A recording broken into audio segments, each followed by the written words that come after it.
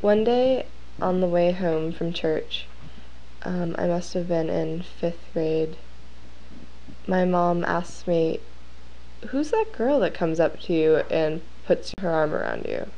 And I said, "That's Zoe." It makes me really uncomfortable. Zoe Tamaki and I talk about 3 things.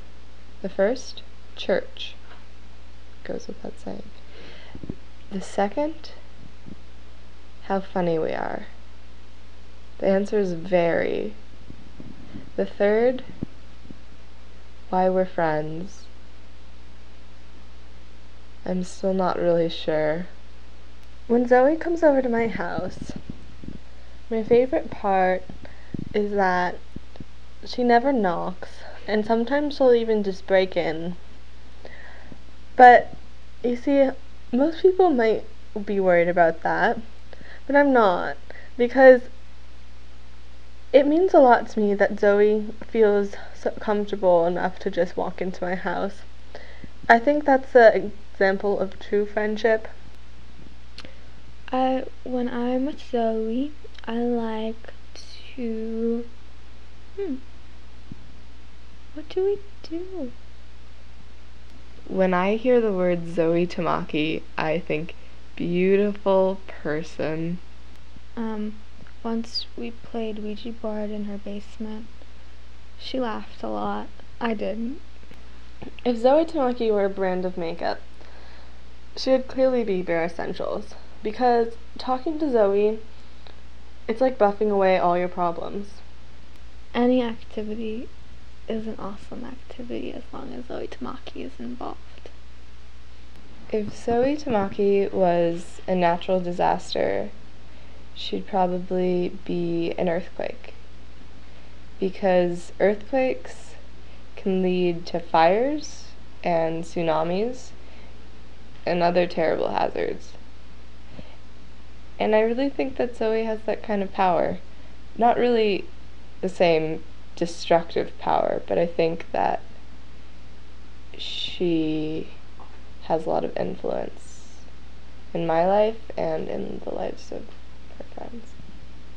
So one time I was talking to Zoe on the internet, and I was in college, and I was gonna make a design on my wall out of like painter's tape, and I asked Zoe, what should I make on my wall?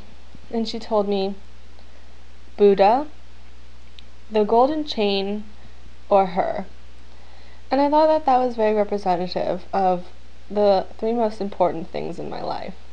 If Zoe was to get a tattoo, it would probably be of bamboo, because she is resilient. A panda, because she likes hugs. The Great Wall of China, because it shows that obstacles may be difficult to overcome, but ultimately you can get around them. If Zoe had one wish, it would probably be to be able to get one of those, like, jet planes that spell things in the sky, and she would spell "You're beautiful," so the whole world would know that they are beautiful. If Zoe Tamaki was a boy, first of all, it would be like that Beyonce song. And her name would be Zachariah, because it starts with a Z, just like Zoe. When Zoe came to me with the idea of starting a band, I was like, well, Zoe, that's a brilliant idea, because clearly we both have so much beauty, and we need to be able to share it with the world. So that's how the Ching Ching started.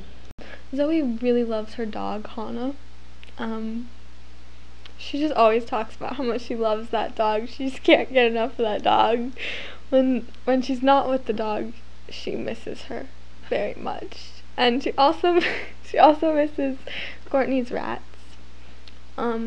I know she really likes those. You know, I've seen some people carry rats around on their shoulders. I don't know if she could do that. Maybe she could take Hannah around on her shoulders. Or maybe, like, when she dies, she could stuff her. Turn her into a purse. When Zoe gets really rich, I think the first thing that she's gonna buy is the Claremont, so that the whole world can have facials. If Zoe Tamaki was the main character in any fictional story, it would be the Nutcracker. Zoe Tamaki loves the Nutcracker. Okay, Zoe's ideal Nutcracker would probably be, you know, a really cute, smart boy, probably goes to UCLA, probably has like medium length hair, medium toned skin, Hoppa, perhaps. So nice. So nice. Zoe has a lot in store for her future. By the time that she is about like 20 or 21, she's definitely going to be famous. As will I. And we'll probably live, she wants to live in Piedmont, but I might live, you know, stay in the EC. But our kids are definitely going to be going to Richmond High, and they will be at the top of their class, and no one will know that they're rich. And so we'll just be rolling the dough, and no one will know it. And after she has her little time in the spotlight, she'll probably retire and maybe do some golfing in a retirement home. And yeah, I think that she's just gonna have a very good life ahead of her. A beautiful one. I find a lot of similarities between Zoe Tamaki and Jennifer Hudson. Often I find myself reading about Jennifer Hudson or listening to her music and saying, wow, who does she remind me of? Oh yes, Zoe Tamaki. They are both strong, independent women. Nobody messes with them. Like, they have their stuff together, you know, like,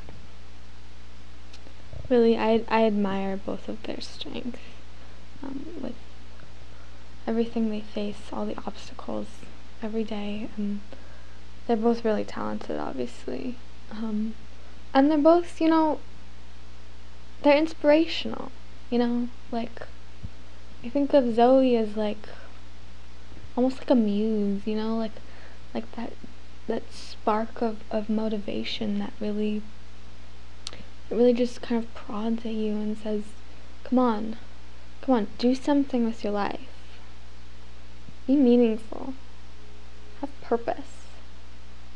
Zoe, give me your hand. You're beautiful.